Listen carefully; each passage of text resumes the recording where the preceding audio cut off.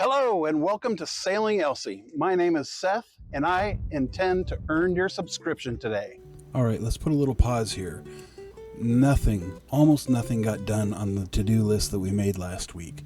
It's been a very eventful week and we got a lot of stuff to cover in this video. It's going to be pretty long. All right, so I'm down here giving the boat a little clean down. I just wanted to show you something.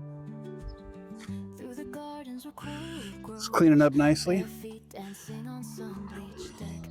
Now a trick, I don't know if it's a trick, but let's call it a trick of the trade I came across a few years ago, of course, on YouTube, was how do you get rid of this like scum line that, I don't know if you can see it in this light.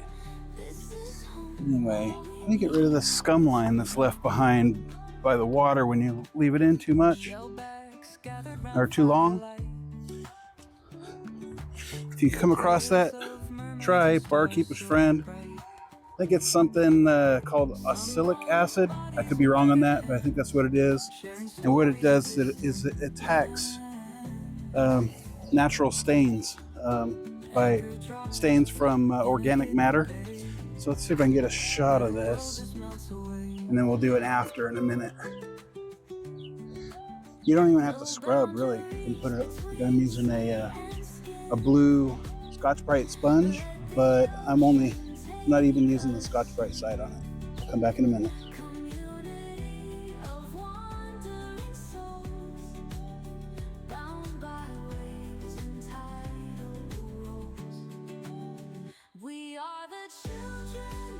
I made this little contraption to hold a 360-degree camera, and it was my intention to drop it in the water, and you can see in this upcoming video here that it worked pretty good.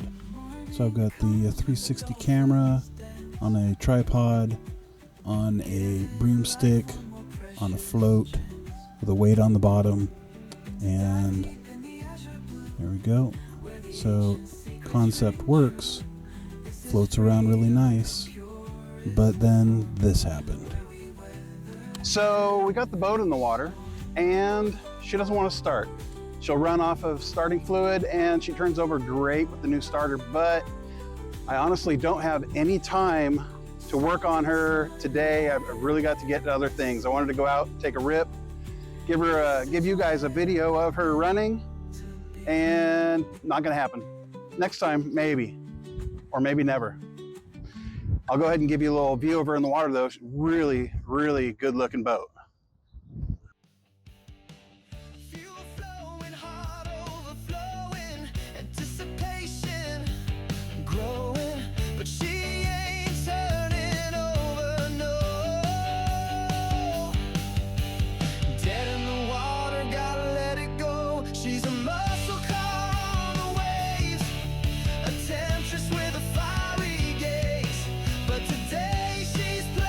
I was gonna go find a calm slough, drop my camera contraption in the water and do some drive-bys. I'm a little bummed out I can't do that, but I just don't have the time today. I gotta get the video edited and uploaded. There's a lot to go over this week.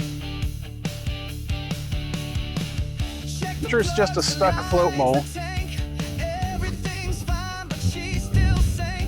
or something simple, but another day. Look at that gorgeous beast.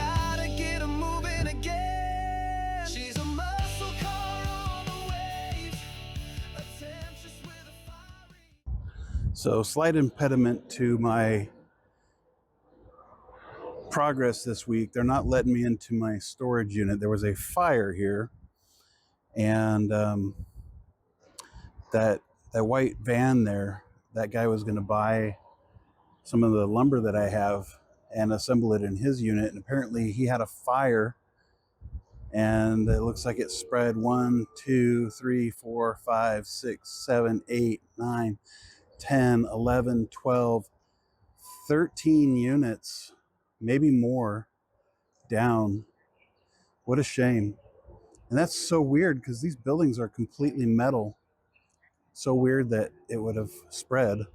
But I guess if you have boats or whatever, they just end up catching fire. Oh, that's a shame. Well, this is my unit here, which is not a shame, so that's great. But down that way, they are closed up. They have to cut a hole in that one. All right, well, I got other things to do anyway. All right, so today, since we can't do any of the stuff in the storage unit, I'm going to work on cleaning this boat so we can get it sold. So this is the one that I live on and lived on for a few years. It's a 28-foot Bayliner Contessa, I believe. And I'll see if I can get a drone shot. I live in the middle of a bunch of fields. I used to clean this thing quite often, but it's become almost pointless. So there's dirt everywhere. It's become a twice a year kind of thing instead of twice a month. It's just too much work. Clean it, and then the farm jumps on it again.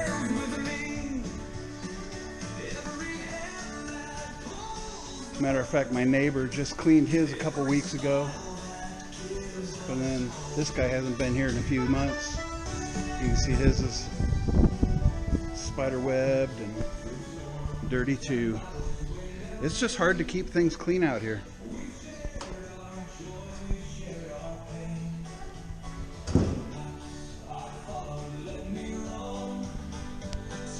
This music, by the way, is some of the songs you have heard and some of the songs you have not.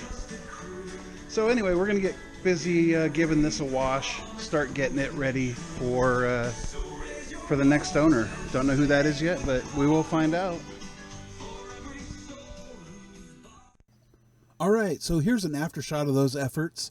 It is looking pretty good, but it's really, truly, honestly, probably only about 15% of the cleaning that this boat needs to, really present to somebody as a buyer. So I'll just keep plucking away at it and see where that leads us. Okay, the day has come to go and check out a sailboat. I'll read to you what the seller has to say about this boat, and then let's go find out together. See if it's a pile or a gold mine. All right, so here's what the seller had to say in his ad. He says, "I've owned the boat for 12 years and it's been great. I've done a lot of work to it. I'm now single-handing, so have to purchase something a lot smaller.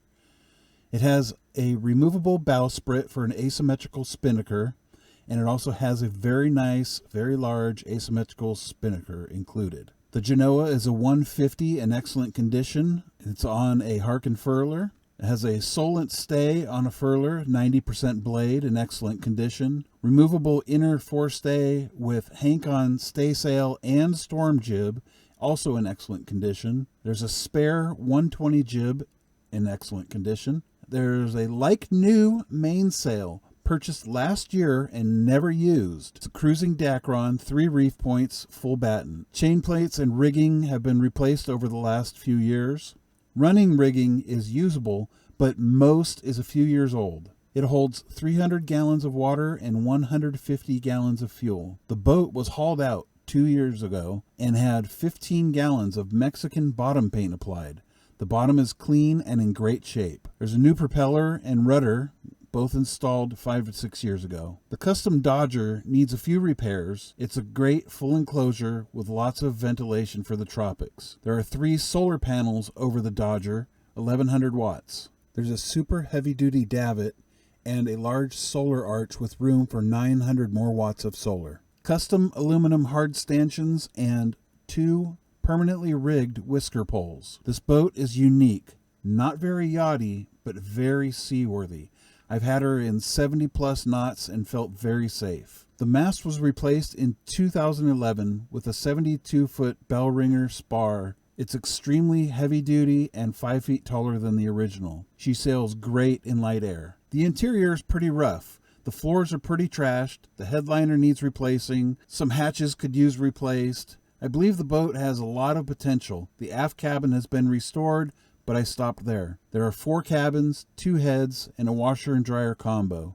The engine is an Isuzu 75 horsepower with 2 200 amp alternators. It was installed new in 2014, and there's between 2,000 and 3,000 hours. This is a project boat and priced as one. It could sail away tomorrow, but needs a lot of cosmetic help. All right, so I'm here on the sailboat that I was interested in, and it's a little rougher than I anticipated. I expected some, but let's take a look around real quick, and can use this for later reference. So we're in the aft cabin. This one isn't actually not too bad. It looks like there's a room for a twin here, and a full size to a queen mattress over on the port side. The head is a little rough, in need of some attention. It has these cool like sunlight deals here.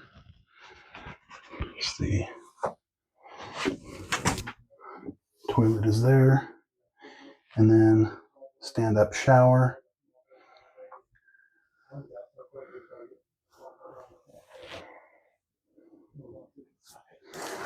And that's to port.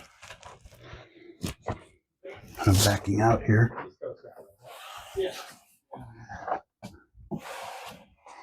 So that's the aft cabin. And then turning around, aiming to 4. We're on the starboard side of the boat.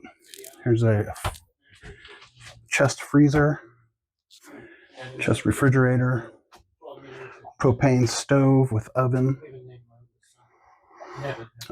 another freezer, and the faucet on the right is seawater rinse. Faucet on the left is fresh water.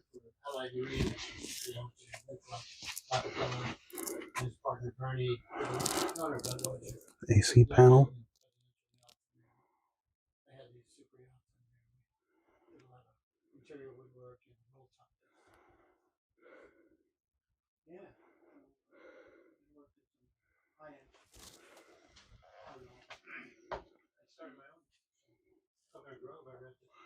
So I can get the light on here. So I get the light on. There we go. It's like steering.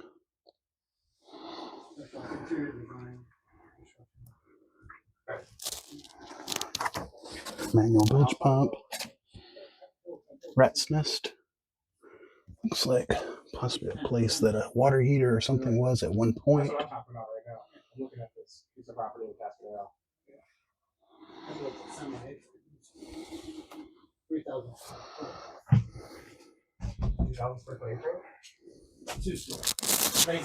All right. So going forward, starboard side, there's a mattress here now, but that is a settee with a table. Port side has a couch, nav station.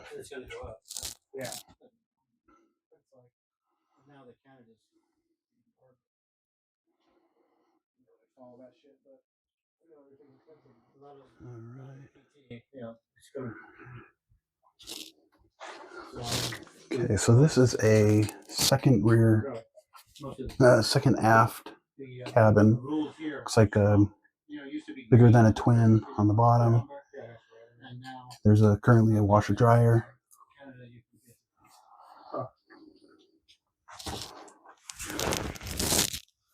There's the other side of that access. Yeah, I've been talking about that all day. A friend of mine built houses. Did really well. I helped them with houses. Yeah. Yeah. Doing like remodel stuff. Yeah. Going out and buy, like, getting a loan, buy a piece of property, build the house. Okay. Hoping that you can sell it for money. So Yeah. No. floors definitely need to be redone. So we've seen the 2 cabins in the rear Here is the forward starboard bunk room. Bunk and a bunk.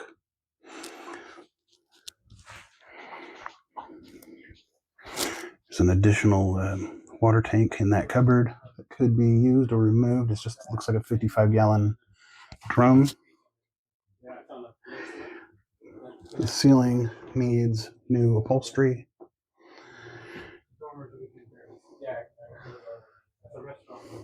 Looks like it's just been ground down, all the adhesive that was put on there before. It looks really bad, but it's not that bad. All right, so under here is a water tank, and it's kind of bulged up.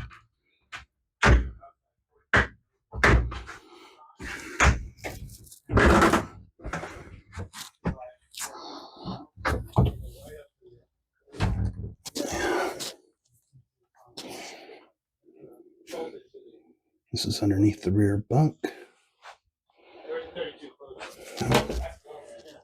Part of me thinks if we just come in here with the cleaning crew, there's a brand new toity.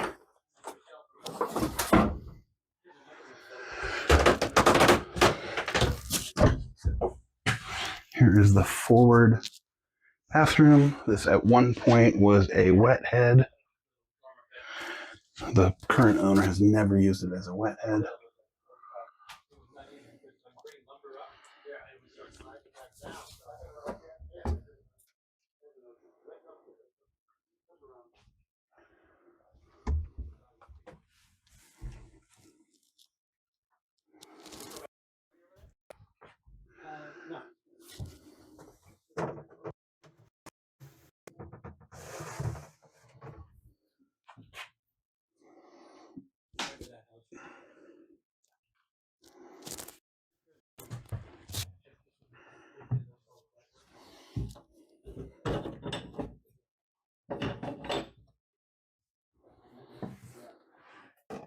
All right, so this is the V berth.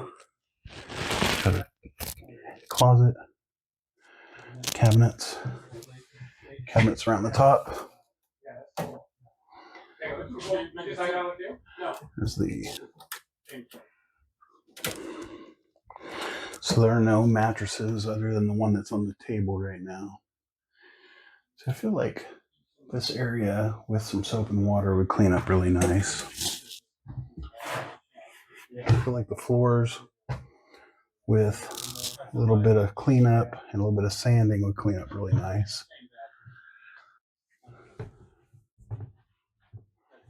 All right. But no, I just stripped, sealed, and varnished with a satin, knit-wax satin that is good for. all right. I think I've got what I need here. Long story short, I am pleased to introduce you to Elsie. You heard that right. I'm now the proud owner of this little gem, and we have a year, maybe a year and a half, to get her ship shape and ready to go. She's currently located in Morro Bay, and after a couple minor repairs, I'll be sailing her to my current location within the next week or so, once a favorable weather window opens up. The trek will take us north, tracking upwind and against the current. We'll be making a stop in Monterey or Santa Cruz before continuing up and under the Golden Gate Bridge, making another stop in San Francisco Bay. Then we'll continue up the Sacramento River and into the San Joaquin Delta, and finally anchor in my home city of Lodi. I've contacted some friends and posted online in an attempt to recruit some crew members to assist with the journey.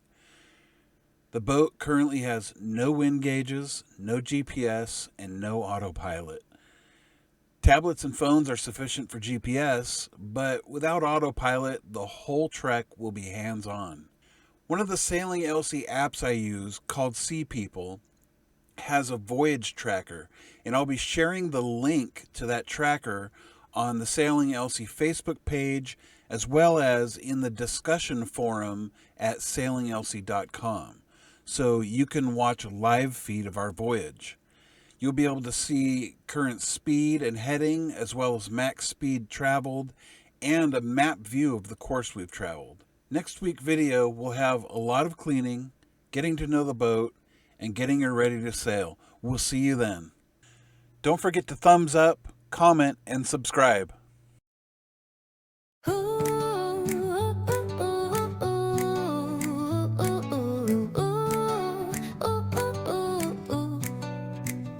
From the roaring 20s, woolen stripes so bold, to the high-waisted 50s, stories to be told.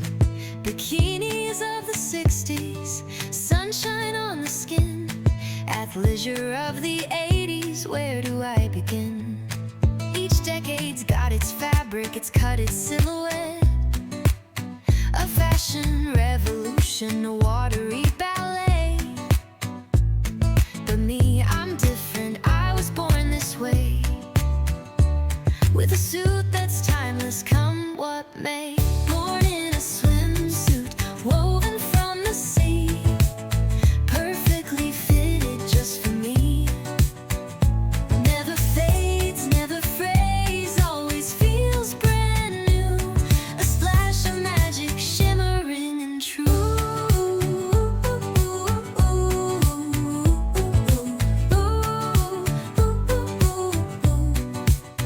No need for laundry, no chlorine-stained white, no sagging straps or fading in the light, no sandy bottoms or tangled seaweed strands, just effortless glamour between the sea and sand. From ruffled one pieces to sporty tankini, string bikinis, oh so tiny, they all have their moment, their time in the sun. But mine's forever stylish, second to none. Born in a swimsuit, woven from the sea, perfectly fitted just for me. Never fades, never frays, always feels brand new.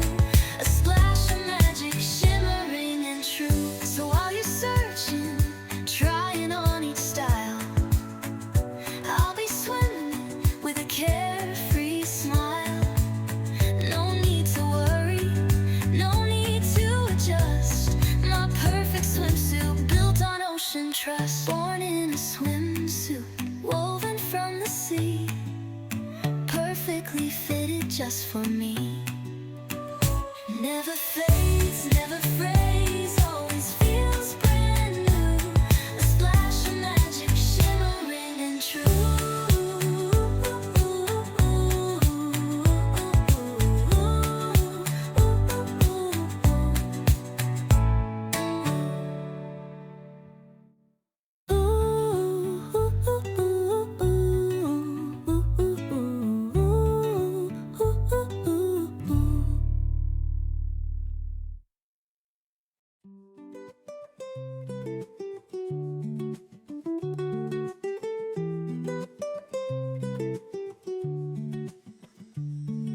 Salt-stained skin under tropical sun,